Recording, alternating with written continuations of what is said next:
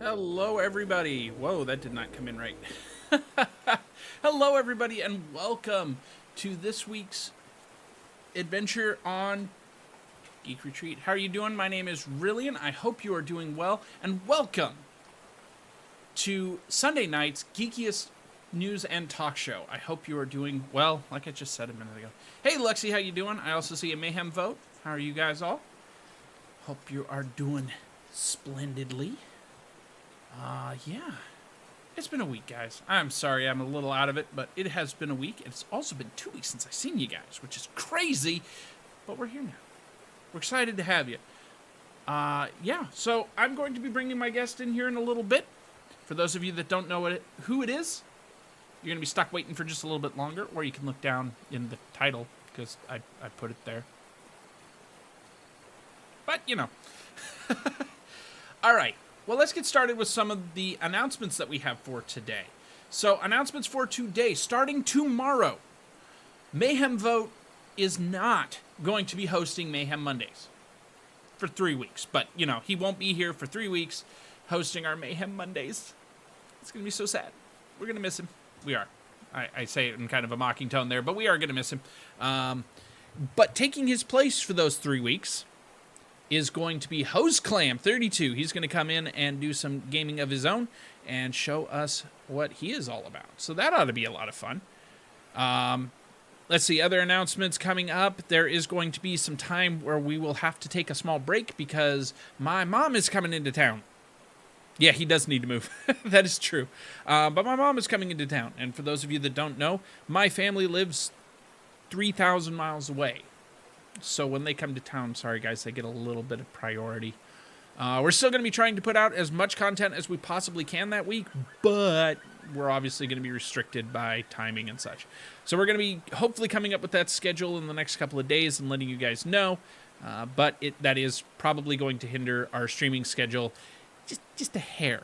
Other than that, I can't think of many things to announce other than our Streamiversary is coming up, again, scheduled to be announced, and we are going to be starting some charity streams here coming soon. Again, stick around. We'll announce those hopefully here this week. That's the idea. But anyhow, is there anything else? I can't think of anything else off the top of my head, so let's get to some news. Let's see. What do we got here? Okay, so we've got Call of Duty's new free-to-play Battle Royale game, Warzone. After 24 hours, Call of Duty Warzone was able to claim over 6 million players playing the game in its first 24 hours of launch. Now, after 48 hours, or 48 hours later, Activision reported that that number has more than doubled in a brief tweet mentioning thank you to over 15 million players. What? You're all in for Warzone? I have not really played, well, I can't say I haven't played any of the Battle Royale games, but I'm not overly familiar with them. I haven't played a lot. So, I don't know. Maybe I'll give this one a try, especially where it's free to play and it's not all cartoony-like, but I don't know. Part of it is the player base, too, and what they're like. It's one reason I can't play Fortnite. I can't get behind the player base there. That, and it's just kind of too cartoony. But that's me. What platform? Yeah, DeadxSaintx, what platform? Yeah, it is super overrated. You're a big fan of Battle Royale? Okay. Hey, it's just something I haven't been able to get into yet. Part of it is I don't have the time to dedicate to games like that to actually get good at them. So I always get, shot right as soon as I spawn in, and I'm like, what? I didn't even see a weapon, much less the bullet that killed me.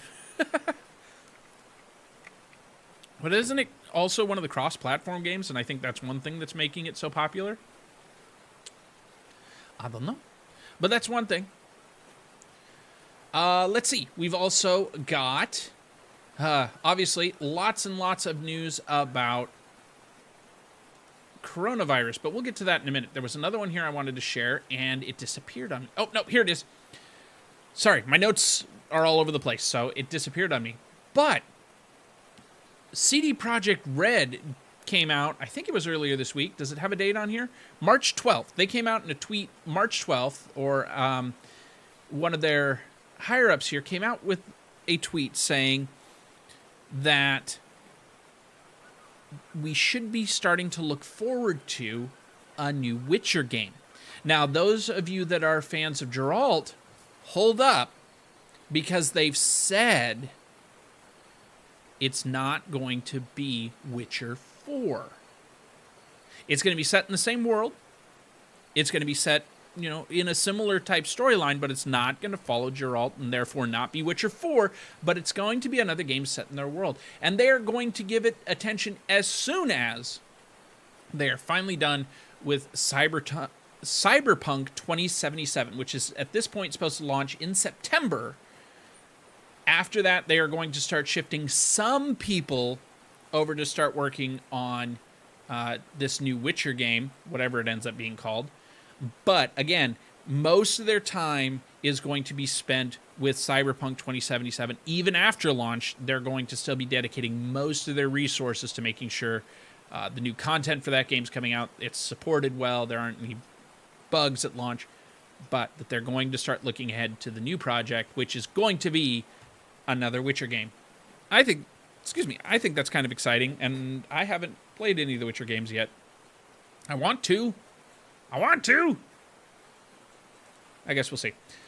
Okay, so like everybody, we've got to take some time here and stop and talk about muting your PC when it has tabs open that you don't want to make sound.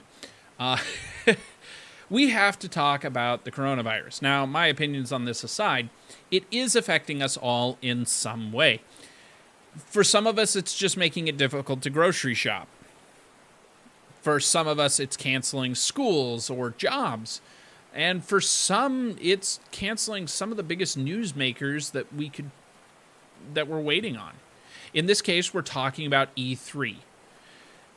E3 has officially been canceled.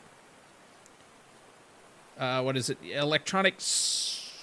I lost where I had the acronym written out, but ESA, the parent company that runs E3, has said that it is officially canceled. Now, some articles that I've been reading have suggested that this could be the end of E3, with Sony pulling out, EA Sports, or not EA Sports, but EA pulling out, and a number of others that have decided to do their own electronic release, or, their own electronic conferences. It leaves in question whether we're ever going to see the return of E3. Now, that being said, ESA itself has said that E3 will return in 2021. Let's see if I can find the quote that made me question things here. I have it in a couple different spots. But they've declared that E3 2021 is still on their plate. But the quote was specifically from a tweet. We thank everyone who shared their views on re-imaging E3 this year. We look forward to bringing you E3 2021 as a reimagined event that brings fans, media, and industry together in a showcase that celebrates the global video game industry. Now, I said that last part with an accent because up to this point, while most of us have focused on a lot of the video game releases that are announced at E3, E3 has not specifically been a video games venue. So it sounds like they may be moving more towards that. As well as the language about their reimagined E3 2021. Is this going to be all electronic based? Basically, they just live stream events and stuff like that, as opposed to having a physical place where you could all meet up, where all the companies are meeting up. So it's going to be interesting to see what happens.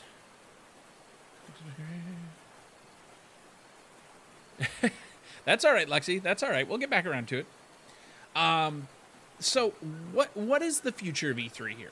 Really don't know. And if E3 collapses, what else are we going to see step up to take its place? Is it going to be individual conferences? You know, Xbox or Microsoft has already announced that they're going to be doing their own thing.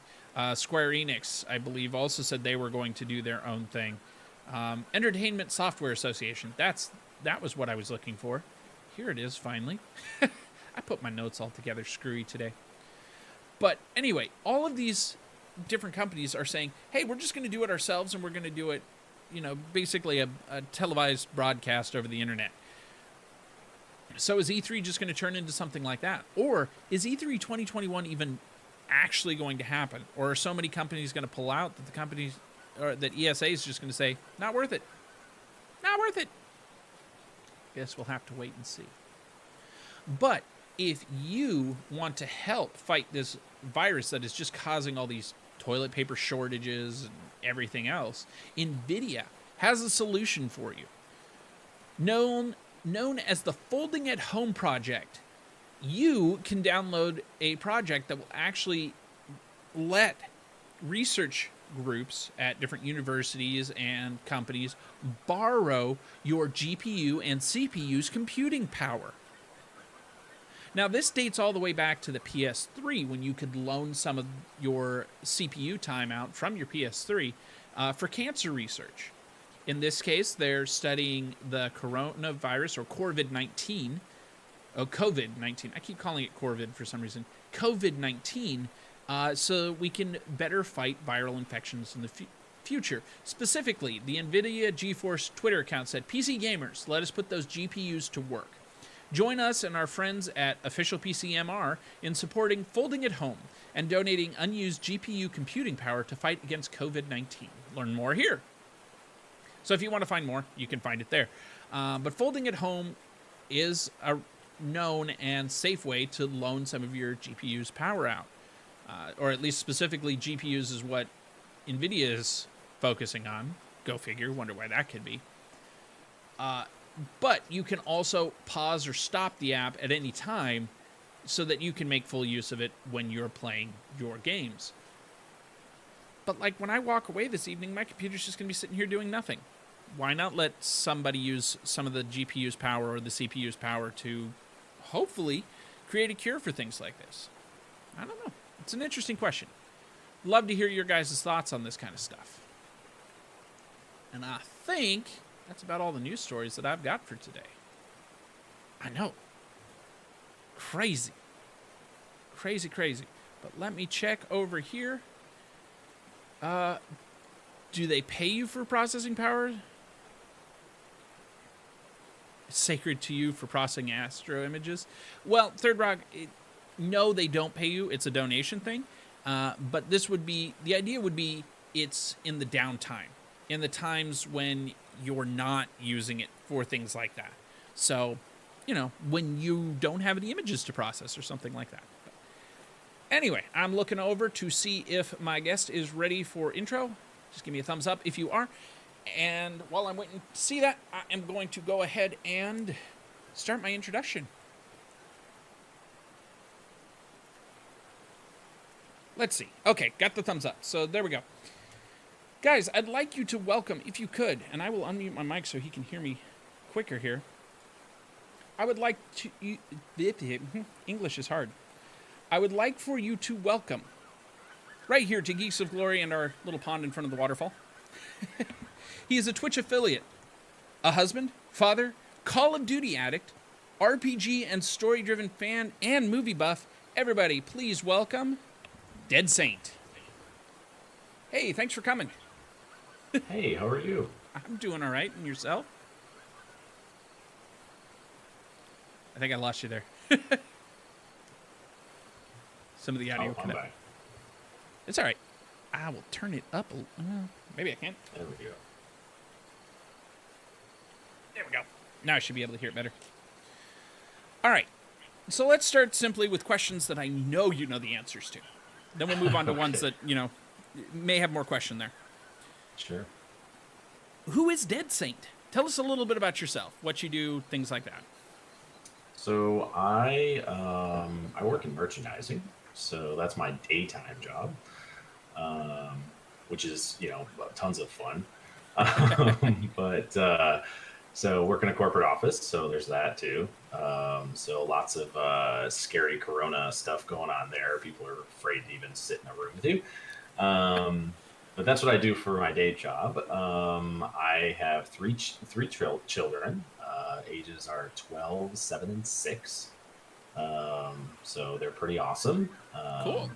They're a lot like me. They're very nerdy. They love video games and movies and stuff like that. So pretty lucky there. And then honestly, other than that, I'm a gamer. Like I'm into games, I'm into comic books, I'm into movies, all that type of stuff. Picked up streaming last year and just decided to give it a whirl and have a lot of fun with it. So just continuing it at that point. So Okay. Awesome. So what kind of things you mentioned you stream? So first off, everybody, if you're on YouTube, the links are down in the description. If you're over on Mixer, just go to twitch.tv/DeadxSaintx and give him a follow right now. Follows are free. Don't be stingy. But what kind of things do you stream? So primarily, I like to stream story-based games, single-player type story-based games, and I started off with Call of Duty. Originally, is what I started streaming last year when I started with Call of Duty Blackout VR. But what I found was I was not having very much fun streaming that because I felt like I had to play better and be better at the game, and I would get frustrated easily. So somebody recommended, like, hey, take a break from that and start streaming some other stuff and just kind of see how it goes. So I transitioned over to horror games. Oh, fun. And that started getting me a bigger following and community. And so then I just kind of stuck with horror games, single player games, that type of stuff. I just went back with Warzone coming out. I just went back and started the past 2 streams of our Warzone. And actually, it's been really fun. The community's really enjoyed it, even though that's not necessarily the community I have built. So we'll see. I don't think I'll stream Warzone for very long. It's just kind of the hot new thing, and we're having fun with it. But I'm going to dive back into the single-player, story-driven stuff soon. Yeah, and especially where you're a solo streamer like you are, it's easier for you to just jump around a little bit more like that and target the games that are popular at the moment. Right. Yeah, so that's cool. Okay. I guess the next thing that I have for you is somebody I've been asking everybody that comes on here, where did your username come from? Because obviously I don't think your parents named you DeadxSaintx. That would be correct. I mean, I could be wrong. Somebody's going to disprove me one of these days. Yeah, one of these days you're going to be wrong. It'll be funny. I hope I'm there to see it. So it's funny. It's honestly not anything that's like super creative. I back when, gosh, I want to say it was probably 2006 maybe.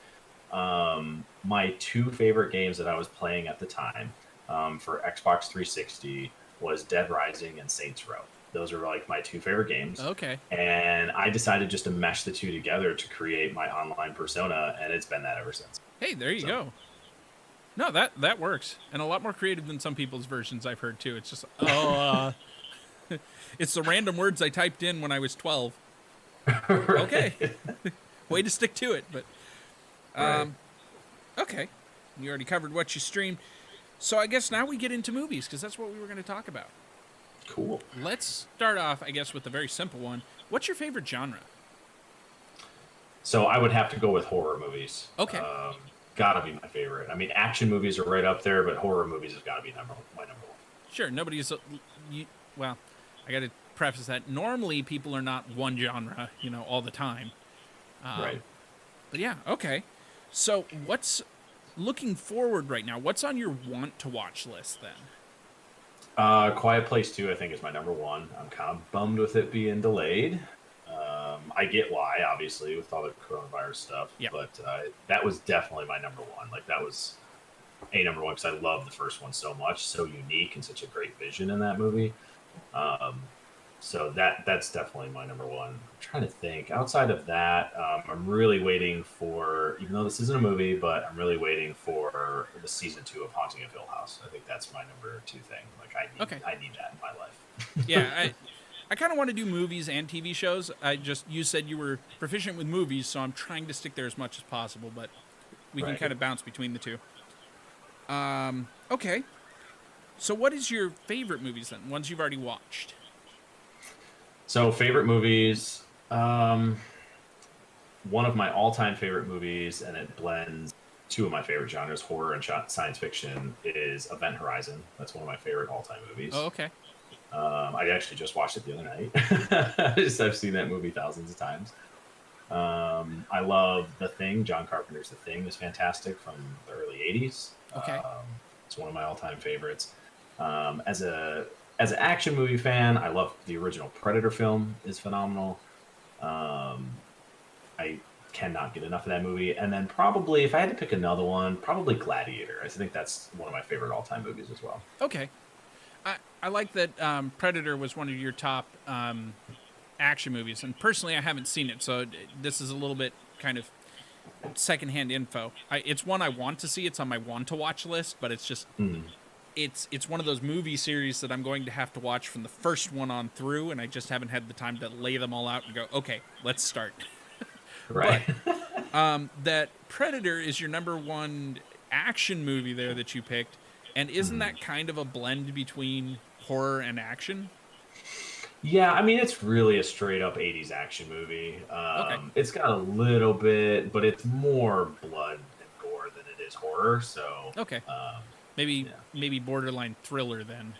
Yeah, it's Okay. more of a thriller. Okay. Yeah, I think my first one that I watched that was deemed a thriller, that I knew was deemed a thriller, was the movie 3, which, like, nobody's heard of. A couple of friends took me to watch it in theaters, and I got to the end of it. It's one of those movies that sets you up for this great bad guy arc and all of this, and you get to, like, the last 10 minutes of the movie, and they show you that everything you thought in the movie was a lie, and here's why. Yeah. Fuck! Quit lying to me! I hate this. Mm-hmm. But... All right. Those are the worst. If you were to give anybody advice on a movie to go watch, what would be on your must-watch list? Oh, must-watch list. Gosh.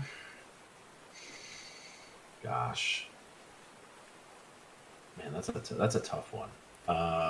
There's so many movies. Like, people, I talk movies all the time, so people are always, like, asking, like, what's good? Like, what should we watch? From a current movie standpoint, I would have to say, without a doubt, it's Joker with Joaquin Phoenix. Cool. I don't think I've ever seen a movie that's quickly rising into my top favorite movies of all time. Nice. And I've never seen a movie, I think, that's more beautiful and tragic at the same time. And it's so well done. I'd have to say that one from a recommendation standpoint, at least in the near term. Okay. That's good to know, because it's one that I've had doubts about going and seeing. I just remember watching the previews for it and going, this looks like it could be good. This looks like it could be horrible. I don't know. It could swing either way. Do I go watch it? Do I not? So, glad to get that recommendation from you. I'll have to go do it at some point. It's great. There are a few of the, and this kind of ties into some questions that I got later, but there are a few of the DC Universe movies that I'm really, like, excited to go see, because for me, DC isn't as exciting as Marvel is for me. Mm-hmm. But Joker is one of those characters that I've always really liked. Pretty much every rendition of him. So, Right. I think that's one of my trepidations with that. I'm like, please don't ruin the character. Please don't ruin the character. No, they definitely don't ruin the character. That's for sure. It's a different take on the character and so unique, but, like, it's definitely, I think it's a great take on it. Awesome. Hey, I'm totally fine with a unique take on it. It's just, like the edition before that was Suicide Squad. I don't know if I like that Joker at all. That was a little rough. Yeah. To say the least. It's like, I can still see it being canon, but it's still one of those, okay, if you say so, sure, we'll go with that. That's a rough one. Yeah. So, okay, kind of parrying off that one. this is kind of a double question here, but what's on your don't watch list? Or, well, let's just start there. What's on your don't watch list? Like, if people were going to say, oh, I'm going to go watch this, you're immediately going to be, no. It's funny because I just watched this recently. There's the new Doom movie that's on Netflix that just launched a few weeks back. Okay. The movie is god awful. Like, it is terrible. Being a video game nerd and a horror fan, I was shocked because, I mean, we all probably remember the Doom movie from 2005 with The Rock, which was not great either. However, I was like, it was a struggle getting through this movie. It was so bad. The acting was terrible. The cinematography was like, there was nothing redeeming about this at all. So I would say stay far away from that movie. Fair enough. Okay, then what is your, and maybe that's the answer to it right there, but what is your least liked movie or most hated, whichever way you want to take that question? You know, what's the last movie you ever want to see on Earth? So this is a not popular opinion by most people, but one of the movies that I absolutely cannot stand. I watched it once and was like, this movie's terrible and I'll never watch it again.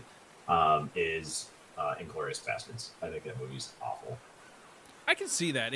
I feel like Inglourious Basterds is one of those, it takes a certain taste. Yeah, I love Tarantino movies. I mean, like, I do. Pulp Fiction's really good. Bill 1 is, like, Django Unchained is a really good movie. Like, you know, I love most of his films. But that one, the entire time watching it, I, like, pretty much hated every second of that movie. Fair enough. I remember there was one for me. I don't know what my least favorite movie is, but I know one that I knew was going to be bad. And it's the strangest thing to say, but it was recommended to me. But I could tell by the form of the recommendations and the people that were recommending it to me that I was not going to like this movie. It was Napoleon Dynamite. When that thing came out, I was just like, nope, I'm not going to watch it. I'm not going to watch it. I'm not going to watch it. But this was back when I was still living with my parents and my little brother, who really, really, really wanted to watch it. So I was forced to sit down with the family and watch it. We got through about the first 10 minutes of the movie. I looked at my mom and said, can I go now? I do not blame you at all. It was... I know some people really love that movie, but for me, I can't deal with that too stupid comedy, and this was like even a step too far. Yes, agreed. So, that definitely ranks up there for me. But okay, so shifting gears a little bit here. In your opinion, what makes a movie a classic? So I think the first thing is the story. Like, I feel like it's got to have a really engaging story from start to finish. Okay. That really keeps you enthralled. And then it's like just rewatchability too, because like it can have a really good story, but like once you know that story, it could just be gone. Like, and it could just be like, well, I know what's going to happen. Like, it's fine, no big deal. It's how do you engage, you know, for rewatchability with that story. I think those are the two biggest things. Like, I mean, there's other things that are great too, like the cinematography has to be really, you know, stuff like that. But I think for me, what really gets me is the story and then the rewatchability of the film itself. Fair enough. So do you have like a classic movie that jumps out in your mind that you're like, that one's cool, that's awesome? Yeah, it's interesting. There's a movie that I saw when and for some reason always loved it and continue to go back to it. And it's, I mean, I wouldn't say it's like the greatest story, but it's a movie called The Devil's Own from the mid-90s with Harrison Ford and a very, very young Brad Pitt. And it's just a movie about Brad Pitt being an IRA agent that comes over to the States and lives with Harrison Ford's family and the stuff that he does to try to liberate his own family. And like, it's just a really like heartwarming story of him, but it's violent. Like, it's not, you know, it's not a feel good movie, but at the same time it is. And it's one that I've continued to watch over the years. And like I said, it's not like a highly lauded movie. It's not one that a lot of people even know, but Huh. like it's one that for some reason I fell in love with when I was younger, and to this day is still one of my top films. Cool. That actually led into my next question here, which is your movie or TV series? I will expand it to that too. Most either unknown or underrated movie or TV series. Well, that would definitely be the movie, I Okay. think. Well, then let's do TV series since you already answered that one. uh, underrated TV series. Or just not well known. Gosh. There's a TV series that I used to love. It was called Flashpoint. It was about a SWAT team in Canada, and like all these different missions that they had to do throughout the course of I think they had like 3 or 4 seasons of this show. And it was probably in the mid 2000s, I want to say. Okay. And it was all Canadian based, so it wasn't really well known here for the most part in the States. But I love that show. The acting was really good, and like just this the camaraderie back and forth between all the different people on the SWAT team was extraordinary, and I love that show. Awesome. I guess with that too, is there any show or movie that is considered one of those cult classics that you're a big fan of or a big follower in? I don't know. I mean, I guess Event Horizon is a cult classic. That's one of my favorite movies. Okay. Because that was not very well received when it first came out.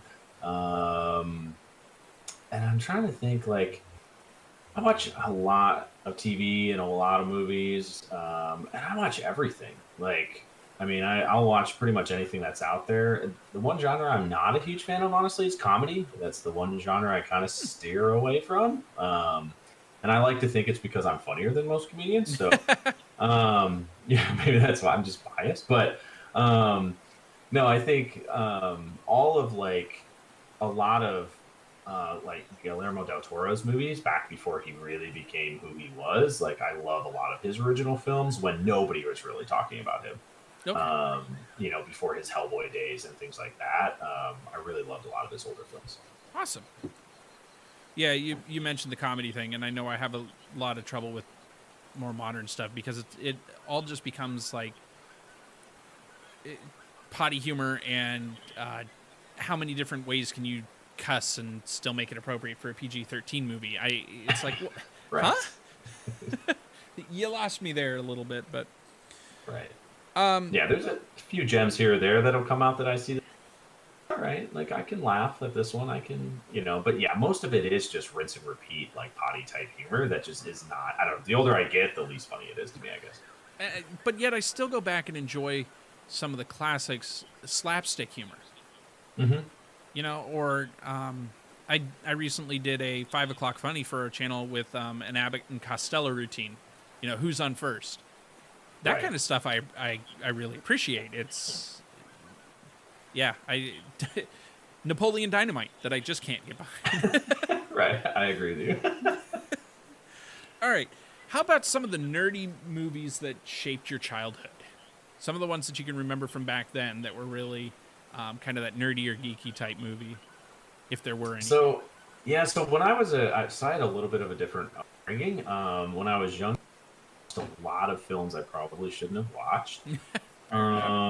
I grew up watching movies like Predator and Rambo and Alien and all of that type of stuff that my parents were not very happy that I was watching those things, but I would go next door to my neighbor's house and watch them. So I didn't really grow. It's funny because I didn't grow up on movies like Stand By Me and Goonies and stuff like that a lot of people in that age range were like, oh, these are really cool and these are really, and I'm like, screw that, dude. I'm watching blood and guts and like aliens eating people, and this is what cool is, And so it's like I didn't really watch a lot of those like at that age time frame, a lot of those like nerdy movies that everyone else was kind of watching and getting into. I was just more of like, I just felt pretty awesome that I was watching all these like rated R films, and my parents were mad, and I thought that was even cooler. Fair enough. Well, okay. So that kind of makes me change this next question then.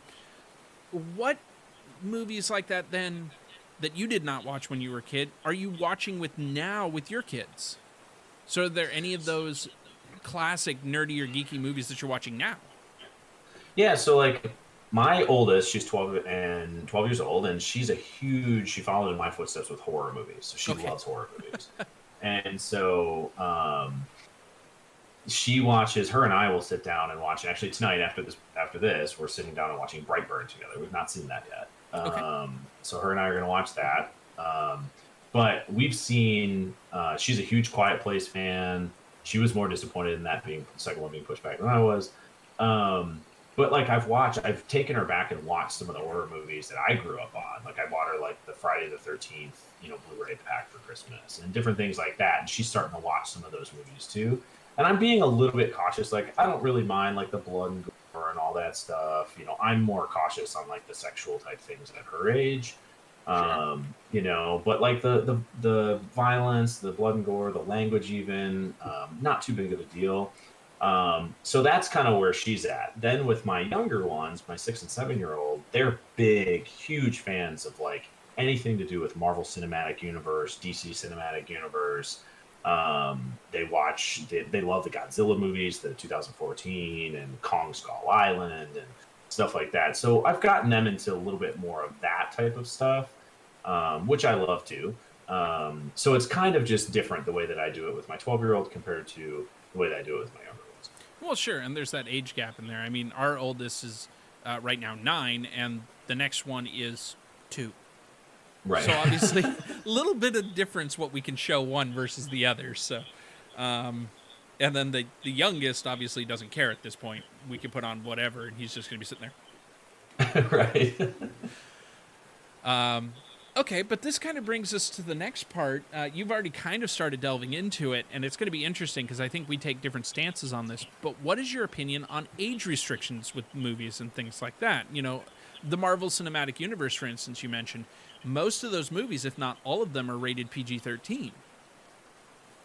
But I go into a theater to watch them, and I had a 6-year-old's birthday party sitting in front of me. Like, Yeah. Yeah, it's so. I mean, to me, it's like I leave. Obviously, it's up to the parents to decide what they think is appropriate for children, right? And I right. think the ratings are there to help guide that. I always look, even though I'm pretty liberal, what I will allow my kids at their certain ages to watch. Like I still go before I watch a movie with my 12-year-old. I will go to the parents' guide of IMDb just to double check a couple things to make sure that there's nothing in there specifically that I don't want her to see, things like that. But it's interesting because I look at it from a perspective of like when I want to go to the theater, similar to I think what you were kind of saying, where it's like I love going to the theater, I love seeing movies, not maybe necessarily opening weekend because I'm not greatest with crowds, but like maybe in weekend too or whatever. But like I have a hard time when I'm watching a movie and like that I know is not age appropriate for these kids that are in there, and I'm just like cringing. Yeah. And then I'm like distracted from watching the movie because I'm like thinking about how these kids are probably being warped. And like, then it becomes like viral and I'm just like, I don't even know what I'm doing with my life at this point. So it distracts me from actually enjoying the movie. Yeah. And I think that's part of it. And I agree with you. Excuse me. I agree with you on your pre-filtering type thing there, where you go to IMDb and check it. My rule with the 9-year-old has been I'm going to watch it first if it's over a PG-13 rating, just because I want to know what's in there. And what some people may think is bad, I may not, and vice versa. So things like, technically the original Star Wars trilogy is PG-13. Yeah, we've watched that several times. I don't... that one's cleared. You're good to go. Some of the MCU, I sit there and go, this one, yes, that one, maybe... That one, But, it's interesting how different parents approach it. And, like you said, to each their own. Your kids, so what may be appropriate for our 9-year-old now may not be appropriate for what our 2-year-old is when he gets that age. Each one can handle different things. But, I mean, I think the ratings have changed so much over the years, too. I mean, back when we were younger, PG-13 movies are not what PG-13 movies are now. I mean, Oh yeah, they're just really not. And so, I think over the years that stuff changes, you do have to adjust. true. And the way that I look at it when I was younger, like I said, mentioned earlier, is like my parents were so strict on things that they were like, "You're not watching X, Y, and Z." All I did was go to a neighbor's house and watch it all, right? And so like, and I did it maliciously, right? And so like with my 12-year-old, I've been very cognizant. Like we have a very open line of communication of like what she's allowed to watch and what she isn't, and all that type of stuff. And then she respects that, right? Because I do give and take with her. And because I understand it, it's a movie. Yeah. Like it's not that big of a deal. Like here's certain things I'm okay with. Here's the things I'm not okay with. And I think that helps that respect factor instead of just laying down the law and saying you're not seeing these because I said so, right? Like because I said so is never a good idea. That just harbors ill will, and so it's like, but I think it does. I think it changes. When my two little ones start getting older and their habits right now, they like a lot of the same similar things. They're only 18 months apart, and so but I think as they kind of form into their own personalities and into as they get older, one, I may not be able to have the same standards for both of them, probably not, right? And it'll be a little bit like this will impact her a little bit more, may not impact him as much, and things like that. So it's definitely different with each kid as well. Yeah, and I remember growing up, there were some movies. I have a younger brother, so obviously we had both males there. But there were some nights that we had, guys' movie night. Mom would go off and do something, and it'd be Dad, my brother, and I all sit down to watch a movie that Mom would not want to watch. Things like, let's go back to Inglourious Bastards.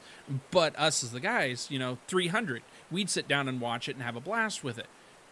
Because that was our kind of, the stuff that we got into. And that may be a similar thing when, your son and your daughter get a little bit older. This may be appropriate for him, but not for her, and vice versa. Or just, she picks up on rom-coms, and he picks up your habit with horror and whatever. Obviously not going to pair well together. Right. I'm waiting for the rom-com horror crossover. Yeah, I mean it's coming, no doubt. I'm sure at some point somebody will do it. Somebody's got it in production. There may be a few out there already. I'd have to ask my 12, but she's probably done. It's just being held off by the coronavirus at this point. Right. Delayed. So totally off topic here, but I saw this today and it's worth sharing. I saw a video of a guy filming in, I think it was Walmart. Either way, it doesn't really matter. They had a whole bunch of boxes of Coronas lined up in front of the beer case. They were selling them, the 12 packs of beers, 3 for $10. They cannot give this stuff away right now because apparently everyone's afraid of it. Everybody seems to think it's coming from the beer. That's how you get the virus. You drink the Corona, you get the virus. That's how it works, I guess. Like I said, completely off topic there, but it was one of those. This is worth sharing. Yeah, no, it's insane. I had to go out to the store a couple times during the week, and it was just like, and where I'm at here in Texas, they just on Friday announced all the school closings, which I think is similar for most of the country. Yeah. But they announced that on Friday, and it was like Friday afternoon. It was like all hell broke loose everywhere, and it was just like chaos. Yeah. People were going to the stores and buying everything up and throwing stuff in their cars, and then even like lining up to get gas for their cars because they don't know if they're going to be able to get out and get gas again. It's like the gas shortage we had a few years back. It's just like, it's insane. Like it was just nuts. And it's just like, okay, like I'm all about, being cautious and being prepared and like all that type of stuff. But, at this point, it's like, I feel like a lot of it is just completely overblown as far as what you need and what you don't need. And then what happens is it's ultimately hurting people that actually do need that stuff. Because people are just hoarding certain things, right? So it's unfortunate. Like that's the unfortunate, right? But it's chaos. I mean, it's panic, right? It really is. People, you struggle. Like when you hear stuff like your panic sets in and you just struggle to understand what you're supposed to do, and you just latch on to what the first thing that makes you feel better, and apparently that's toilet paper. Yeah, and yeah, I've seen all kinds of memes about the toilet paper hoarding, which is hilarious, but. I've been hearing a quote from a movie go around, and I think it's one of the Men in Black, but I could be wrong about it. But something to the effect of individual people are smart. People as a whole, in a group, are idiots and panicky. Right. It's like, yep. Right. Yeah, it's just that mass, it's that horde, mentality where like one person thinks it or says it, and then multiples are like, oh my gosh, this got a point. Like, oh my gosh. And then it just breeds, right? And it's crazy. It's chaos. Yeah, and I think that quote sums it up perfectly, where we can be the smartest individuals there is, and then that hits, and it's like, oh, frickin'. Right. I mean, I even got caught. I was out, and like my anxiety started to rise a bit, and I was like, oh, I need to get more than what I need? You know what I mean? Like it was just because you're seeing it everywhere, and you're seeing these people like this panic on their faces, and like, then I started just thinking like, well, I mean, I only need a gallon of milk for the next like 4 or 5 days. Like, do I need to get 2? And then there's like signs everywhere, like no more than 4 of anything, and like so of course you buy 4 of them. Yeah, so I bought 4 jugs of milk. No, I didn't. Only one, but 4 jugs of chocolate milk though. That's a different story. There you go. But yeah, it's just like it just kind of breeds when you're in that environment, and you can't help but like start feeling the same anxiety and the same stress. And then like I had to kind of calm myself back down, stop for a second, and just be like, okay, dude, like just think clearly about this. Like stores will get restocked. Like we're not, it's not as bad as it really is. Like we don't have to panic. But it's just interesting how that can play on your mind. Yeah, and like you said, it may not even be that you're panicking about what it is. My panic would more be, well, what happens now when I need toilet paper just because I ran through what I've got and there's no more left in the store because all these idiots bought it up thinking it's the end of the world and toilet paper is going to save me. Right. Well, I hope the leaves have grown on the trees by then or I'm in trouble. Right. I mean, the good news is if we all, you can just take a shower every time after, it's not like you're going anywhere. Or start investing in bidets. I think there's stock futures in bidets right now. It's actually funny. One of my friends did. Like he went onto Amazon. He bought these 2 bidets for like $100 total between the 2. Shipped next day to his house. He installed them, and everything. And he was like, "They're great, like this is amazing. It's gonna save me so much money in the long run for toilet paper." It's just. But like he was like, "Whatever, like it's totally worth it. I'll just go ahead and do that." So. Yeah. Admittedly, we've had talks about that before. Just how much money could we save on toilet paper if we did this? But, short of that, right. This may just be the thing that finally pushes us over that ledge. But anyway, we got completely off topic here. But back to the age restrictions on movies and stuff. And this kind of goes into other things as well. Specifically, I'm thinking of, like, Fortnite and the merchandise it's come out with. But they have all of these toys and all of these action figures and costumes and things for these types of movies or video games that have age restrictions that they're marketing to children. Mm-hmm. What's your opinion on that one? Because I get your point on, yeah, it's okay for my kids because I know my kids and they're okay to watch this.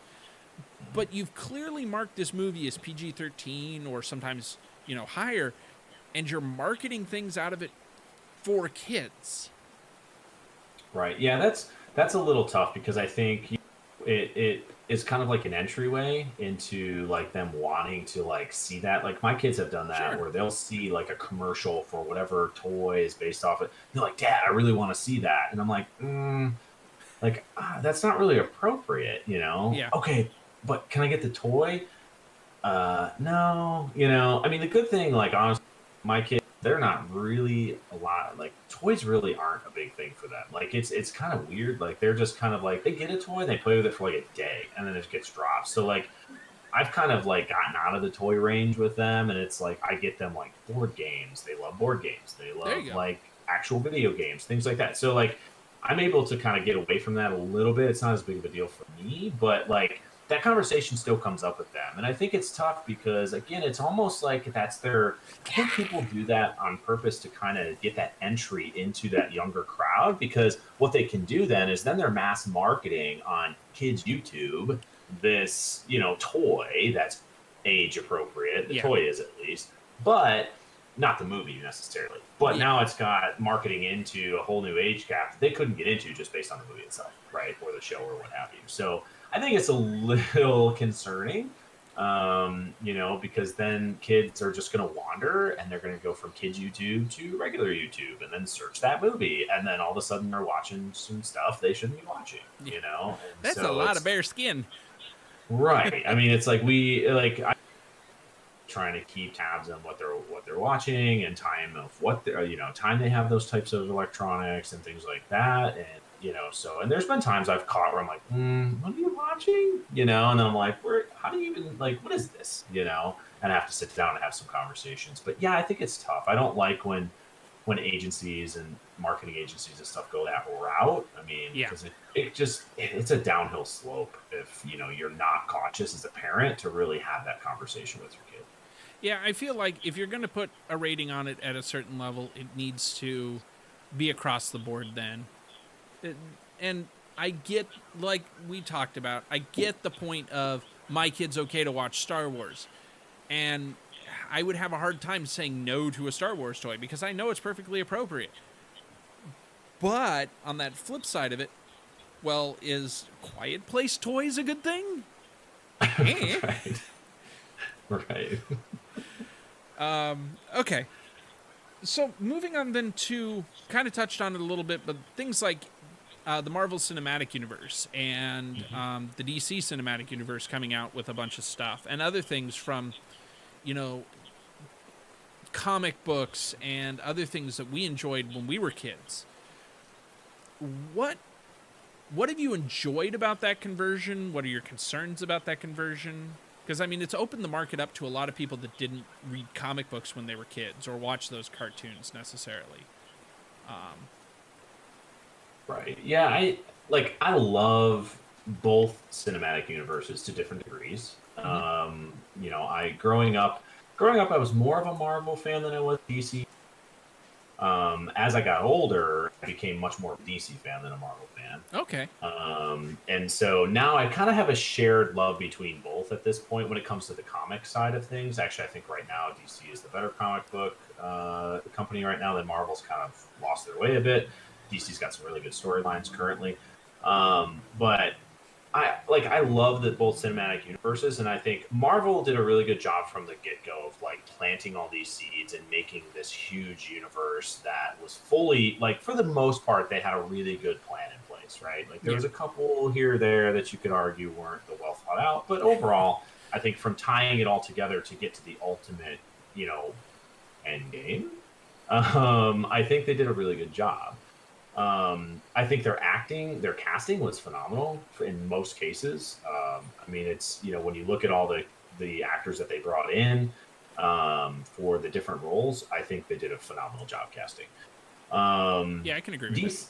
Like DC, on the other hand, I think they were so reactionary, I think, to what Marvel was doing that they scrambled at times to kind of create something. And I don't think they had their storyline plotted out, right? And how they all wanted to connect. They kind of just like, well, here's a movie, and then like here's another one, and let's see how they can connect later. Yeah, you know, and it became very disjointed. I still like love the movies. Like I love Man of Steel. I think it's a great movie. I love Henry Cavill in the role of Superman. I really do. I think he does a really good job. You know, and like I love like Batman versus Superman. I didn't hate it. I thought it was pretty fun. Like if you take out the fact that like Ben Affleck's not a great Batman, that's fine. Like it's a fun movie. You know, he's a pretty good Bruce Wayne. He's just not a really good Batman. there you go. And so, you know, it's like I can.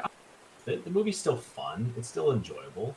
I like that DC has done a better job recently with some of their films. I mean, Wonder Woman, I think, was kind of the first one where I was like, okay, they might be onto something here, outside of the last 20 minutes of that film being awful. But like, then Aquaman, and I'm like, okay, this is fun. Like, it's corny, it's whatever, right? But it was a fun movie. I mean, it was 2.5 hours of pure entertainment, and I loved it. You know, then you get Shazam, which is quite frankly just a great movie. Like, Shazam is just awesome. And it's actually my 6 and 7-year-old love Shazam. Like, they watch that movie all the time. They watched it this morning, actually. So, like, they love Shazam.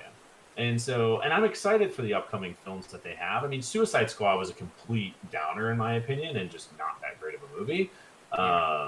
You know, I mean, the first like 45 minutes or so was really cool how they were introducing all the characters, and then it just became a completely different film. Yeah, I think they dropped the And ball on that one. yeah, change of directors and all that stuff. I mean, you could. I mean, it was a post production nightmare. And then I have not seen the new Harley Quinn movie yet, much to my dismay, but I've heard really great things about it from people that I know. Oh, that's good. And I'm really excited to see that one. I'm excited for the new Wonder Woman 84. I think that looks pretty cool as well. So I kind of like, and again, Joker is a phenomenal movie. Granted, that but I still appreciate it within the DC space. So I'm excited to see what DC's going to do. I mean, I have my qualms with the Batman, and just some of their casting choices potentially, but I'm willing to give it a shot. And I think on the flip side, I'm really curious in the MCU what they're really going to do. Now that we know what's happened with some of your key tentpole characters, right? But you've got all these great up and coming characters that now have a presence, like Black Panther and like Captain Marvel and all that stuff, which I'm a huge Captain Marvel fan, so I'm excited about her. But like, it's interesting. I'm really curious to see how do they continue like that buy-in to those films to these people that don't necessarily know Captain Marvel storylines from the comic books, right? Or Black Panther or Winter Soldier or whoever, right? Like insert whoever you want. And I'm really curious to see, are they still able to capture those people's attention? To really continue that cinematic universe going forward, or do they see a drop off? When Black Widow comes out, I'll be honest, when I first heard of Black Widow standalone, I was like, my interest level wasn't very high. Nothing against Black Widow. I think she's a cool character. I think ScarJo does a great job in that role. But just a character I've never been too invested in. And the most recent like trailer that came out, the last two, I was like, wow, this movie actually looks fun. Like it looks good, And so I'm kind of excited for that. But I think this one will kind of give us an idea of, do they still have that attention to the franchises? Do they still have people, going and spending all their money watching this movie multiple times like they do with every other MCU movie? But I mean, they've got smoking guns though with Spider-Man. Spider-Man's a slam dunk. Obviously, thankfully they got that worked out with Sony where he's still going to be involved in the MCU because I think he's a huge character. You can't lose Spidey, now that you have him. And so, yeah, I'll be curious to see where it goes in the future for the. Yeah, and I think you hit on a lot of good points there. My major concern with the MCU is, especially after this, I haven't actually seen the last few movies, and I need to go back and correct that. Like Endgame. I really want to see it. But beyond just the question of the tie-in to the characters, which I suppose they could do something like a New Avengers series, because technically there is the group New Avengers in the comic books that they could tap into and use. Burnout. Just straight burnout at this point. I mean, have you run out of potential in the fans that you've tapped? Because I feel like if you have not tapped them yet across all of these movies, you're going to have difficulty tapping into any more going forward. Maybe some when you start using Black Panther, Captain Marvel, and possibly Black Widow more. You might see more people coming out for them because they are kind of target a different audience a little bit there, I'd say. Like you said, not as huge a fan of Black Widow, not because it's a bad character, but just that storyline didn't interest you as much. Possible, but is that enough to keep it moving forward? That's the huge question there. So yeah, it will be interesting to see. I know they've got a forecast of movies out like another 10 years or so. Hey, we're going to keep doing this. How long can you really keep milking that same movie series? I know it's multiple series interwoven, but it's still. Yeah, I mean, I agree. I mean, when you've got Shang-Chi and it's just not as broad, right? And it's not as appealing to everyone, right? I mean, when you have tentpole characters of the Avengers, I mean, that was the route to get it going, right? I completely agree with that route. I'm not a huge Iron Man guy, but a lot of people love Iron Man guy. I've always was a Captain America guy. So But I mean, when you've got movies that are based on those main tentpole characters of the Marvel comics, then you start getting into kind of your B-level characters and stuff like that, where like I just don't know, does it have that broad mass appeal like you're saying, right? Like, do you just start to lose some people? Like, you may gain some, right? Like Black Panther, when it came out, brought a huge amount of people into the MCU that I don't think ever really cared to see any of those films, Yep. but then encapsulated them. And the movies after Black Panther just were did phenomenally well at the box office, way better than they did prior to Black Panther, right? So I think there are certain situations where with certain characters you might be able to get lightning in a bottle, but is Shang-Chi that character? I just don't see that. Yeah. You may gain some people, but you're not going to replicate Black Panther. I think Black Panther was one of those like once in a lifetime, like here's a character we can tap into that will broaden our audience. I don't know what other character they have that they could really do that with. I got to be honest, I was so disappointed with Black Panther. And it's funny because I watched Black Panther and I think it was Ant-Man in like the same couple of days. And I remember going at it with, okay, Black Panther has been hyped up. It's supposed to be a great movie. We'll go watch this. It'll be fantastic. We've got Ant-Man at home. We can watch that. Ant-Man's never been one of my favorite characters. I'm a little trepidatious about watching it, but whatever. I need to figure out where he fits into the MCU here. So I'll watch that one too. I got done watching them, and I remember turning to Irini and going, I feel like Black Panther let me down, and Ant-Man was a lot better than I anticipated it being. Yeah, Ant-Man was a surprise for me. Like, again, like, never a huge fan of Ant-Man. But, like, the way that they did it, and they focused on comedy aspect of it and things like that, I thought it was really well done. Yeah. It surprised me. Black Panther, I mean, I'm not going to side of it. I think, in my opinion, mid-level cinematic universe film. Yeah. I didn't think it was great. I mean, I love Killmonger, the villain. I thought he was very well done, and I liked his arc and things like that, and one of the better villains the MCU has done. But other than that, I thought the movie itself was just mid-level. I didn't really think it was all that great. But again, I think, for the masses, I just think it's different, right? And for, the people that were lauding it as what it was, I think there's reasons behind that. And I can appreciate those reasons. I really can. But for somebody that knows Black Panther and knows the comics and stuff like that, like maybe you or I do, I think that it just didn't hit those highs that we have expected in the MCU from some of the other films. I mean, Winter Soldier is one of, like, my favorite MCU film of all time. Yeah. Like, Winter Soldier hits every beat, and it's not because it's an MCU movie. It's because it's a great spy action movie. Yeah. Set within the MCU, right? And so I think that they kind of lost sight of building those films that way. And a lot of MCU movies are great, but when you have a high bar like Winter Soldier, it's really tough for anything to really stack up to it, in my opinion. Right, and I think that right there, you kind of touched around it, but I'll nail this right on the head.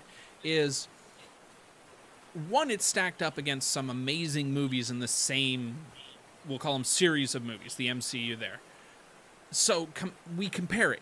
Whether we want to or not, we're going to compare it to things like Winter Soldier, as well as, the collective Avengers movies. We're going to compare it. So when you stack it up against those, it's in trouble. And then it got so much hype because of what it was, and, it's going to be this, it's going to be that, it's going to be great. And then you sit down and watch it, and I feel like that's what hit me. And that's the reason I brought it up with Ant-Man at the same time, was because I went in expecting Black Panther to just knock my socks off and be an amazing movie, because that's what everybody was telling me. It was an okay movie. It was a good movie. I'll give it that much. It was good, but it didn't hit the bar that I was told it was going to hit, or that I expected, like you said, from the MCU. And then I go to watch Ant-Man, which my bar for was low. Agreed. Good luck limboing under this bar. Right. Just jump it. You know what? Just take a high step and you'll be fine, And it was able to blow me away because my bar was set so low. And yeah, it became, I thought, a really good movie. Now, does that mean that Ant-Man was a better movie than Black Panther? Not necessarily. I'm not going to say one way or the other. But my views on the two movies were so skewed because of that. Right. Yeah. Agreed. So, okay, what is your... You are a Captain America fan. I get the feeling. Yes. Yes. And I know that I had a lot of those debates with Arini because I'm more of an Iron Man fan. Partly because of engineering background. You know, I always thought, wouldn't it be great if I could? Yeah, good luck. Yeah. She's sitting here booing me in the background. I need to find something. Here's the alien bat. Anyway, I completely lost where I was going with this, but what was your favorite movie so far to the MCU? Winter Soldier's my favorite. Okay. I don't think there's a stack up to Winter Soldier, so it's just so high up there. But I think outside of Winter Soldier, I would have to say, gosh, it would probably my next favorite would probably be the first Guardians of the Galaxy. That was just so different, and again, I think Guardians was. I lost your audio there for a second. Guardians was what? Guardians was probably one that had a very low bar for me, because it just wasn't sure, right? Yeah. Like I had read the comics, but I was like, with this cast, like I don't know, and I like a lot of James Gunn stuff, but like I just don't know. And that movie blew me out of the water. I mean, the soundtrack to the acting to the comedy to the action. I mean, it was just awesome, right? Yeah. And so I mean, that one's probably up there in my top 3 for sure. Would be Guardians as well. Okay. Yeah, I could agree with Guardians definitely being up there, and I think for me partly because I was not as familiar with those characters. I mean, there's some characters that I knew fairly well. Admittedly, I was not a huge comic book reader when I was a kid, but that's partly because when I got comics, it was I'd get one here in the storyline, and then I'd get one way over here in the storyline, and I was like never able to get enough of them to put together a cohesive story and go, this is cool. So a lot of my knowledge from that kind of stuff came from friends that would fill me in on it. So I got it telephone comics. But yeah, Guardians of the Galaxy was definitely a group that I had almost no knowledge going into. So again, it kind of set the bar low for me going into it. I don't think I'd even fully connected that it was an MCU movie when I went to watch it. Okay. So I think that kind of skewed the scale there a little bit as well. Yeah. But yeah, I agree that those were both the Guardians of the Galaxy movies at this point were those were pretty good. Yeah. I think they did a good job on casting with it too. Yeah, they did. Yeah, getting a wrestler definitely to do now I'm going to say his name wrong, but Drax. Yep, Oh, I yeah, did Drax. Yeah. Drax, I there we mean, go. it's the perfect cast for that casting for that character because I mean he is a big dumb idiot, Yeah. and so it's like And it he's works, willing to own it. Yeah, he owns it 100%, which is great. And I think like casting was just perfect. Yep. And and James Gunn had a vision for the film, and it just really all came together. And it's one of the better MCU films for sure. I don't know if you ever watched these movies, but did you ever watch like the Scorpion King series? Oh yeah. I feel like The Rock did such a disservice to all of wrestling when he did that, because he came through and did Scorpion King 1 and did a pretty decent job at it as a wrestler coming out and doing a movie. And so all these other wrestlers said, wait, he can do that? Right. Where are my shorts? I'm going to go give it a try. And then like Scorpion King 2 and follow-on ones come out, and you just get more and more wrestlers trying to fill these roles, and most of them can't act worth a darn. And you're just seeing it. It's like, oh my gosh. Yeah, it's interesting. Yeah, I agree. Like The Rock, like now, the mountain ever, right? I mean, like he can basically play any role at this point. Oh yeah. And he has fun doing it, whether it's an action, kids, lighthearted comedy, like. You can tell he just has fun. Yeah. Right? And he's loving it. And I love the guy. I think he's great. He's very careful. Media. He's super funny. But like he is like the Hollywood darling when it comes to movies at this point, right? And it's cool. Like it's awesome. But unfortunately most other wrestlers just don't have it. Like John Cena has some of that, like, Yeah. but he's kind of stereotyped in the roles he has. Very But much he's so. okay. Like he's not too bad. But like, when you had Stone Cold trying to act, that was awful. I mean, that was brutal. And then you had that one horror movie with Kane called See No Evil, which was pretty awful. Like, it's just so funny how like all of them all of a sudden came out of the woodwork. To your point, like when The Rock was in Scorpion King, they're like, we can do this. And it's like, But you really can't. You really can't, dude. Get back in the ring, because this is not your ball game. And then we have actors trying to do jobs that they really shouldn't do, and we get things like Arnold Schwarzenegger trying to go into politics. That did not go well. Yes. No, that did not work well for him at all. I applaud the guy for trying, but right. there's some other careers I think you may want to give a look at, because this one's not up your alley here. Right.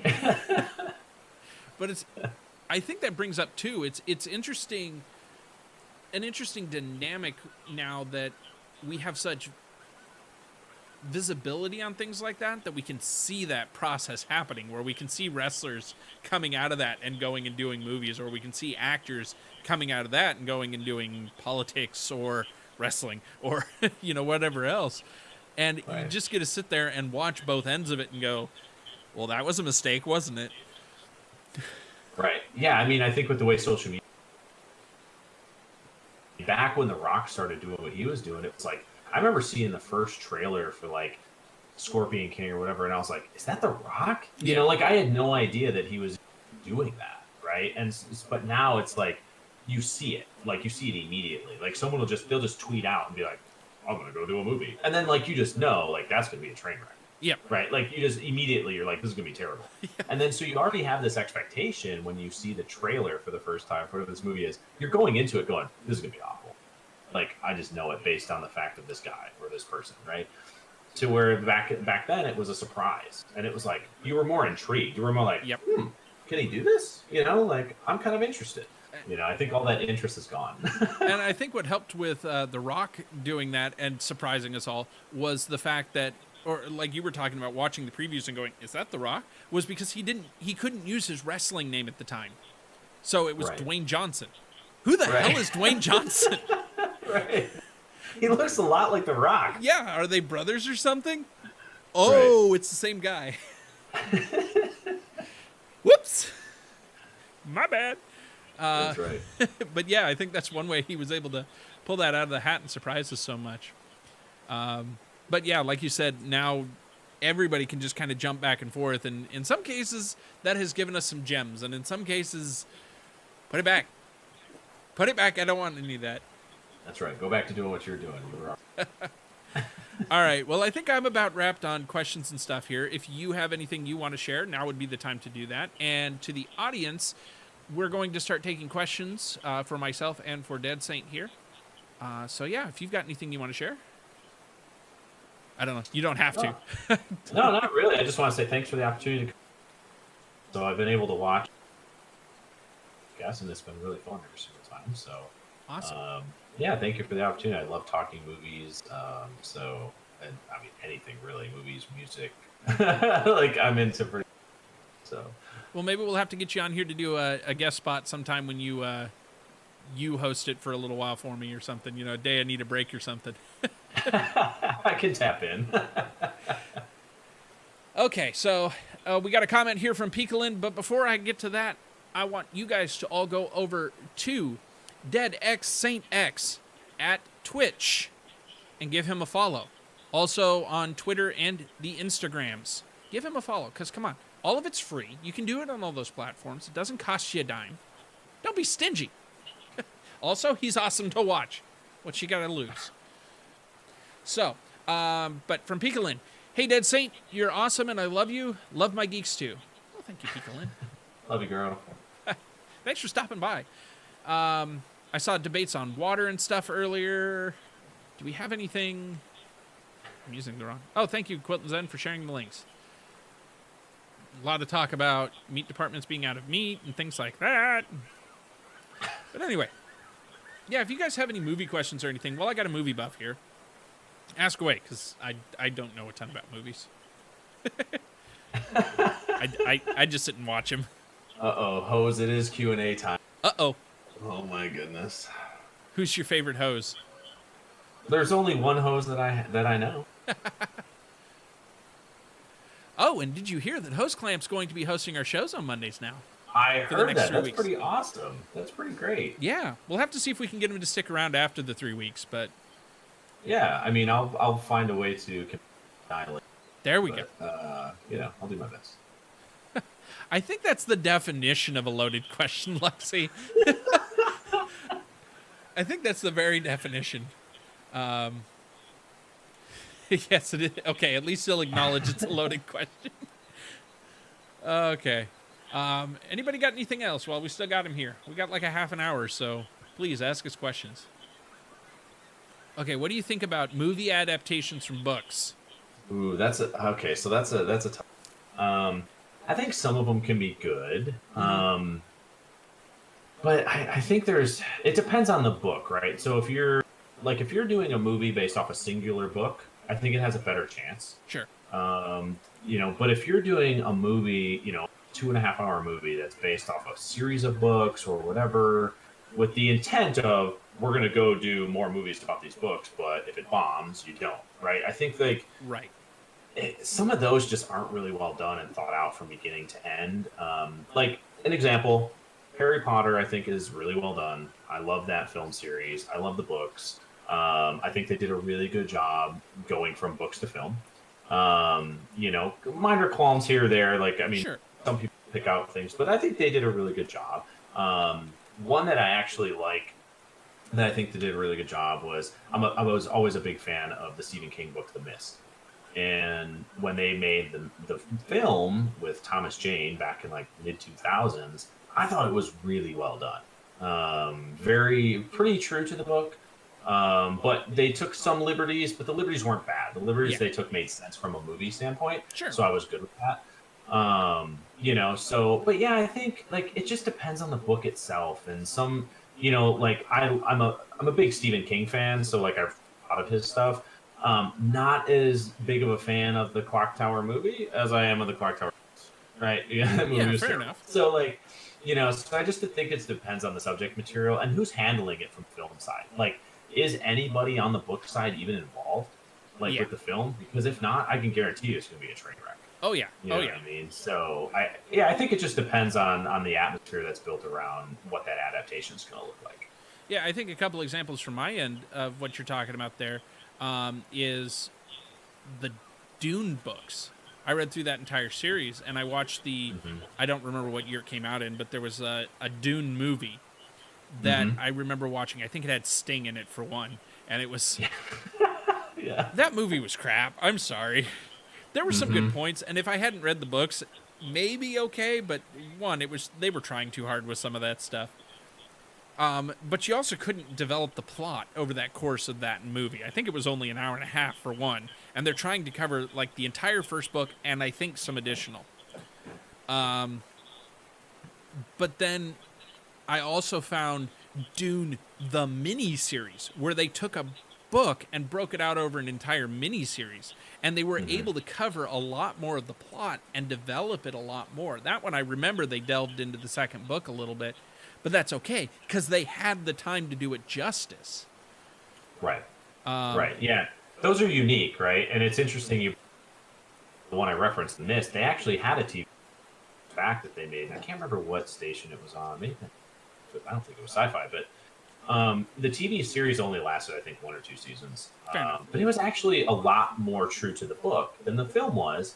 Again, I love the film and I love the book, but it was nice to kind of see the TV series itself stick a little bit closer to the books, and you can do that in a TV show, in a TV series more so than you can in film. So, but it was really well done, as well. But it's rare. Normally you're not going to get that trifecta. Yeah. Yep. And that becomes hard. And then the other part that I was going to delve onto was the part where you said, was anybody from the book side involved? I know that one of the authors that I've been waiting for his last book to come out is involved in a movie and mini or TV series adaptations of his books. And I'm hoping it goes well. The fact that he is involved with both from the very beginning even before it's really announced that it's happening, is a great sign of that. So it's hopefully it comes out and it's good, but we'll see. Right. Okay, so question from Lexi: how do you feel about the Gunslinger? Oh yeah, I answered. So the Gunslinger, that was one tower. I think Lexi knew what I was talking. The Gunslinger film is awful. The books are fantastic. So Matthew McConaughey is terrible in that. Fair enough. I feel like he's got certain roles that he's good at, certain ones he's not, and that's most actors. Let's just put it that way.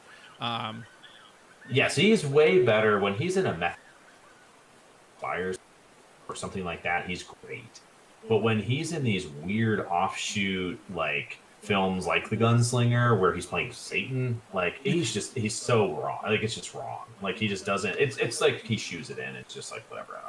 I'm getting paid. So. Fair enough. And then what do you think of adaptations from video games to movies or vice versa? That's a tough one. Like, I'm a huge sucker for film series Resident Evil, Silent Hill. They're not great movies, but I love them for some reason. It's just, I don't know if it's because of the time where they first came out. I was younger, and now I'm suckered into it. But like I love some of those, but then there's others that are just so bad. Yeah. That are video game adaptations that are just unwatchable, right? Like there's something campy about Resident Evil films, or that I can get along with, and I'm cool, and I can just disassociate myself from the games and still have fun. Yeah. Right. And I think that's an important piece. Like if you could disassociate yourself from the game that it's based on, and be like, you know what, it's still pretty fun. I can still have fun with it, even though I don't go well with the series that it's based off of. I think that's important. I think a lot of people have a hard time disassociating that, and they're purists, right? That they want it to be the way it should be. And I mean, I'm glad there's never been a Halo movie, to be honest, because I think it would be trash. There has been. Like the animated films they've made are really good. Oh, maybe it was an animated one, but. Yeah, the animated films have been okay, but like live action, I'm like, I just don't like, I don't know how well that's going to work, right? Sure. They've gotten better. I think people have learned, right? And I think with the success of the comic book films, I think that you could see more and more video game adaptations.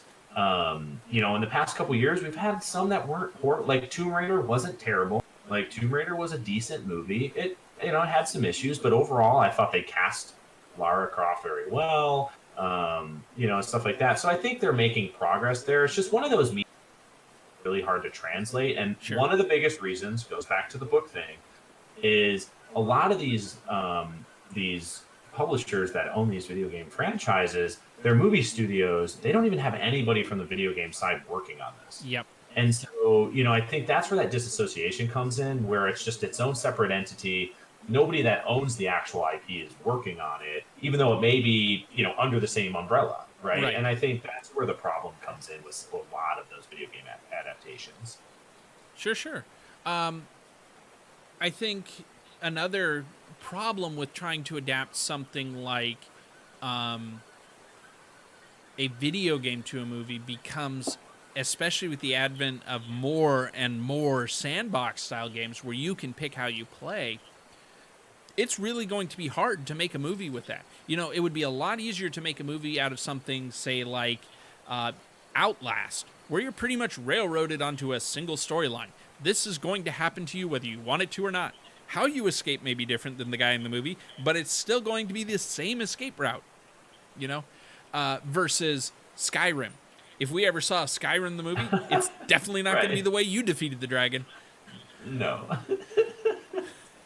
Right, I agree. Yeah, I mean, a couple of, some of the more animated ones recently have been a little bit better. I know, like Arini mentioned in chat, like Detective Pikachu I thought was fun. It was really cool to see some of the Pokemon live action like that was really cool. And then Sonic was a blast from start to finish. I watched Sonic, and maybe my expectation was real low, because I was like, whatever. I was like, I'm going to take the kids to see it because I'm sure they'll love it. I was blown. I laughed my butt off the entire fun. Like I had more fun watching Sonic the movie than I ever did playing a Sonic game.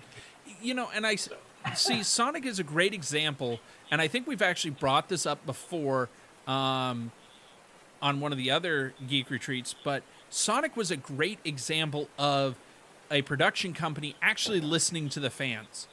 When they released that trailer and we all started screaming about how horrible Sonic looked, I just remember, it's like, no! Put it back in whatever horrible hellhole it came from. Yeah, that was rough. It is rough. It's like, no. Okay, so I think the next question that we got here was, as a horror fan, is actually being scared part of your criteria for what makes it a good horror film? I would say, no, it's not criteria. For me, what makes a good horror film is how does it make me feel on the inside? Like, does it make me not like visibly scared, but does it make me uneasy? Like, the great horror films are the ones that make me completely uneasy. Like, if I'm uneasy the entire time and it's hard to watch, like that to me is a great film. Okay. Because as a filmmaker, you have tapped into something inside of me that makes me so uncomfortable, yet I can't stop watching your movie. Yeah, and I think that was something that came up when I played both Outlast and Dead Space. And with Outlast, they did such a great job of making me terrified like the entire time. Very, very uneasy with every corner I turned. Right. But then with Dead Space, even though there were bigger jump scares there and things that got me worse as individual moments, I didn't have that overall sense of dread, even though I'm in a similar situation. And the only thing that I can think of is I have the chance to fight back. And I'm thinking maybe with the movies, like you were talking about, part of that there would be you don't have a chance to fight back because you're not actually in it. You just get to sit there and watch this poor person get torn to shreds. Right. I completely agree. Yeah, I mean, I think they're just two things, and that's why the found footage horror films got such a boom in the mid 2000s or whatever, because of the fact that like a lot of it they couldn't really fight back, and you're seeing it from this first perspective, right? And I think that and I'm a sucker for those films. I'm not gonna lie, like they're not all that great, but I'll watch every single one that comes out. But like I think that's part of it. But like, if I watch like Resident Evil films, like I know I'm just gonna like it's not really scary because I'm gonna watch a bunch of cool, badass looking people killing a bunch of zombies, right? Even though they might get bit and there's blood everywhere. So it's like it's just a different mindset, I think. But the creepier it is that makes me feel really uneasy on the inside, the better I'm gonna enjoy it. Fair enough. Fair enough. All right. We also got, have you ever seen The Hatchet? Yes, I've seen The Hatchet. Okay. I like it. It's good. She's out of the room right now, so follow-on questions are difficult. Did you? It's not the greatest movie. Oh, okay. Her point is it's a terrible movie. She was wondering, and she loves the fact that it's that terrible, basically. Yeah, I'm kind of like, yeah, it's not a good movie, but like I love it for what it is, and it's just kind of ridiculous. All right, and the last one I got here in chat right now is, or like how The Last of Us is being developed into a series. I think it's developing into a series of games. They made it like season 1, season 2, or something like that. Yeah, so Last of Us actually HBO agreed with us recently, and so it's being developed by the team that did the HBO show Chernobyl, which was phenomenal. I love that show. So I think Last of Us is much better to be developed into a TV series as a movie, due to the thing about The Last of Us that I liked more than anything was the story. The camaraderie between the characters, and even between the enemies in the world and all this other stuff. Like, I don't think you could encapsulate a good Last of Us film. I just feel like you'd be missing something quite a bit. But I think as a series, I think it's got a lot of potential. And let's be honest, if HBO's gonna sign that bad boy, they're looking for something that's a Game of Thrones killer. They're not looking for something that's gonna slide by and just be, one season and be done. That's not how HBO rolls. Yeah. So they've got to see something here that they feel is going to be like a smoking gun for them, in order for them to sign on for something like that. Yeah. Okay, so a couple questions that I've got for you, and I think Luxie just touched on one of them that I was going to ask. She's asking about how do you feel about all the remakes of movies. I specifically was going to ask about like all these live action movies that they're making out of the animated ones that we saw when we were kids. What's your opinion on those? I mean, those are so hit or miss for me. I'm cool with remakes as long as you stay true to what the original was while having kind of your own vision at the same time. I'm fine with that. But I feel like what happens is they try to stay too true to the original and it's just not well done. And then it just becomes a trainer, and it's honestly a slap in the face to the original. Or they go so far out of the scope of what the original one was and of their own vision, and it just like it's almost like it's not even based on that you've seen before, right? And so, I mean, I think if they can find that middle ground, I think people would appreciate it a lot more. And I get it; everything's cyclical, right? So, like, my kids now are growing up, and like, there's all these stupid Transformer movies, and those movies are not good, like at all. However, like, when I was a kid, I would have died to see those Transformers. You know what I mean? Yeah. Like, even in the way they are now, I would have cool. So it's like I get where the studios are coming from with that stuff. Flip side though, Bumblebee was actually a pretty good movie. Like, it's its own standalone Transformer movie, but it's actually the best Transformer movie they've ever made. I like that movie. Huh. I think it's pretty well done. I feel like so. Yeah, I think it just depends on, that balance. And unfortunately, I would say with most remakes, that balance just is not there. Yeah. I think Beauty and the Beast was a fairly good balance. They took most of the original, but still put enough of a twist on it that those of us that grew up with the animated one can still sing along with the songs and stuff. I totally never do that. But I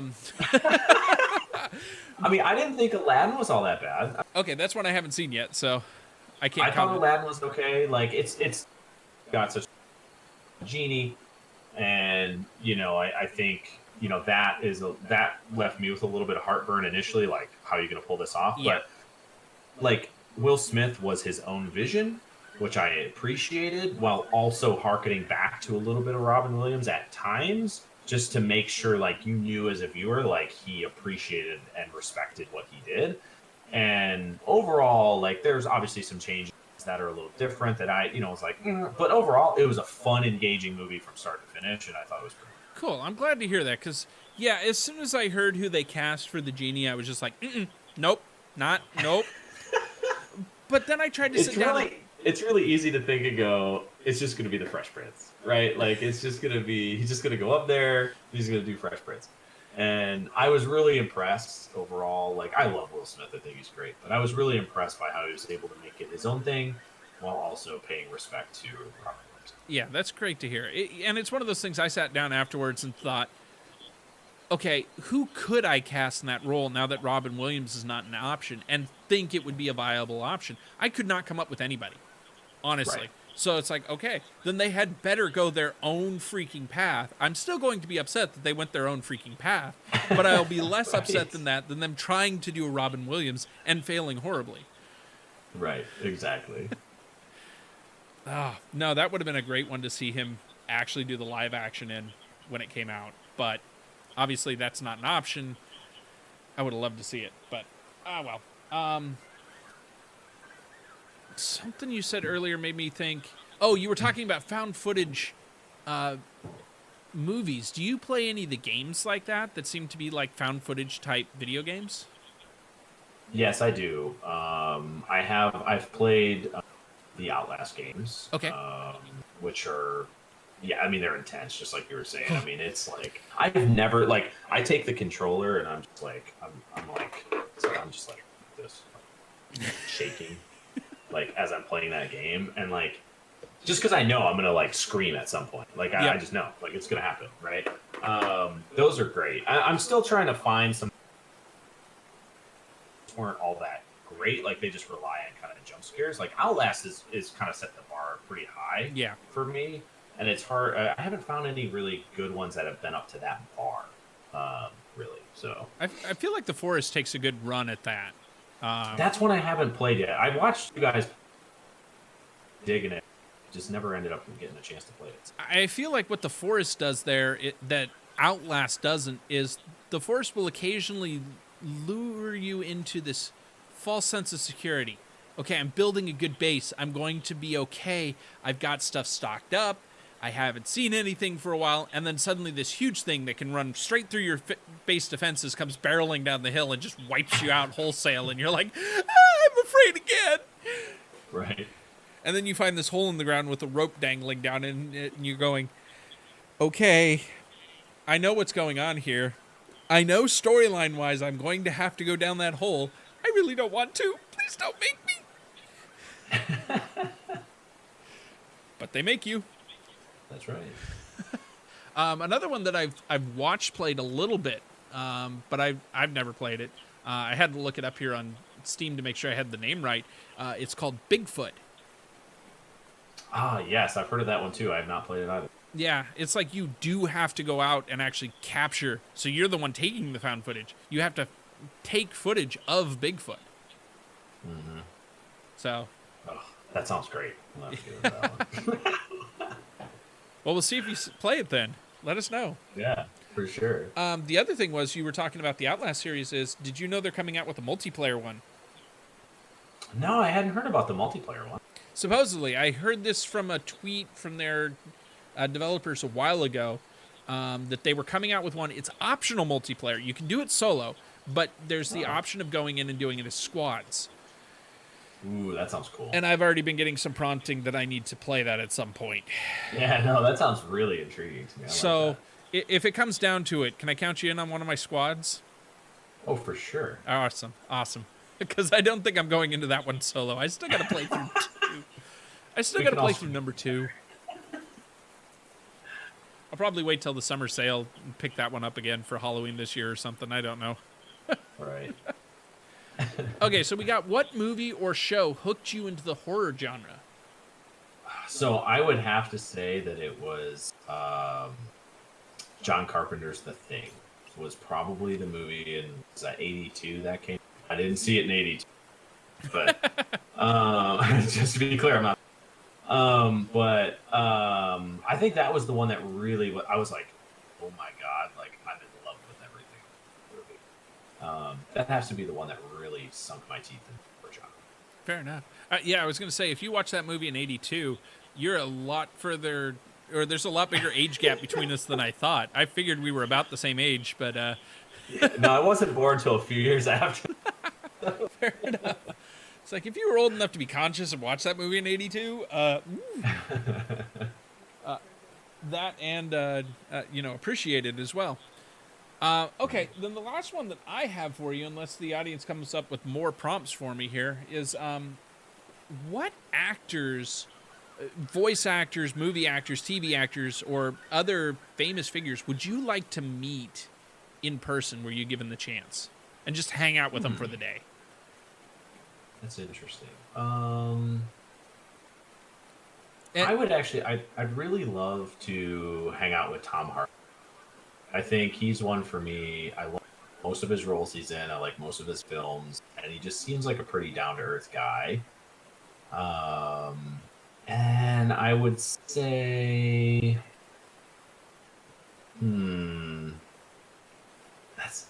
that's a tough one. I don't know if there's anybody else outside of Tom. Honestly, I think he's the one for me. You know. What's some of your favorite roles you've seen him in? I love him in Inception. I thought he was phenomenal in. And then, there's one where he plays twin brothers. Oh my goodness, the name is escaping me right. That is just amazing. And I feel terrible. I can't think of the name of that movie now. And then there's Lawless. He was really good in Lawless. Unfortunately, that movie had Shia LaBeouf, but the movie itself, those are some of the better movies that I've seen. Okay. Yeah, I can't say he'd be top of my list, but I'm struggling to figure out who I would put at the top of my list. So, yeah, you got me there. I think if I was to pick on the flip side, like an actress, I would probably want to go. I would love to actually sit for the day and meet Kate Beckinsale. I think would be my actress to meet, because I've always liked her. I'm a big fan of the Underworld film series, and so obviously horror and stuff like that. So like, and vampires are awesome. And I love her in almost every other thing she's in too. So I mean, she's great. Like as Adam Sandler's wife in Click, she's awesome. Like it's just like every role she's in, I think she's just really. Yeah, she's one of those few people that can play a lot of different genres. I feel like so many people have trouble with that, or even if they can, they get buttonholed into a single role. Right. People like her have managed to bridge that gap and cross into other things. Robin Williams was another great example of. He was amazing at comedy, but oh yeah, he can also play very serious roles and things like that. So, right. Yeah, no. Yeah, I definitely agree with that one. You know, sit down and have lunch with somebody. Yeah. I'm trying to think who I would pick myself, and I'm... You know, if I was to go non-traditional there, I might say something, or not non-traditional, but just a little bit more out there. I might say somebody like Maggie Smith. That's a good one. I feel like she has such a world of experience. It would be awesome to sit down with her for the day and just chat with her. Yeah, that's really good. Yeah, that's a really good.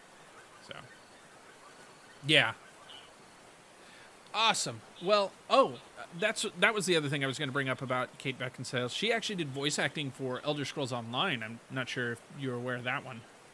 Yes, I was. Yeah, oh, okay. I do know that. It was funny because she's very diverse. Yeah, she is. It was funny because that was the one faction that we really didn't like, but we ended up convincing ourselves to make characters over there just so she would be the leader of the faction we were in. That's devotion, you know? It's like, well, we know this voice actress, and we kind of like her, so... Well, and it gave us an excuse to finally round out where we had characters in all three factions, so it was kind of our final excuse. It's like, yeah, okay, we'll go over that. No, not just because of her, but it was... I think it helped tip the tables there a little bit. Yeah, no doubt. Okay, that's funny. Fine, we'll go be with the high elves. Who wants to be a stinking high elf anyway? That's great. But anyway, I think that's about it for us tonight. Thank you so much for coming on over here. Yeah, thank you. Thanks for having me. This has been a blast. Yeah, and we'll have to get you back on here at some point talking about more stuff. Right now, we don't have anybody picked out for next week, but I have a couple people I'm waiting to hear back from. So as soon as I know any more information about that, I will be sharing that with you guys. And obviously, topic of choice is being dependent on who actually gets back to me. I'm not going to force one person to talk about somebody else's topic just because they're not there. But yeah, it's been a blast. Guys, before we log off for the night, make sure you hit that subscribe button if you're over on YouTube, or the follow button if you're on Mixer. And if you're on YouTube, make sure you hit that like button. We'd really appreciate it. And then go over to DeadxSaintx pages on Twitch, Twitter, and Instagram, and give them all the love and attention that you can. Slow claps for you coming from Host Clamp. Sounds about right. Yep. All right. Well, again, thank you so much for joining me tonight. I hope all of you guys enjoyed what you saw tonight. And until we meet again, may all your days be glorious and full of geekery. Have a great night, everyone. We'll see you tomorrow. Yes, with Host Clamp taking over Mayhem Mondays. Have a great night.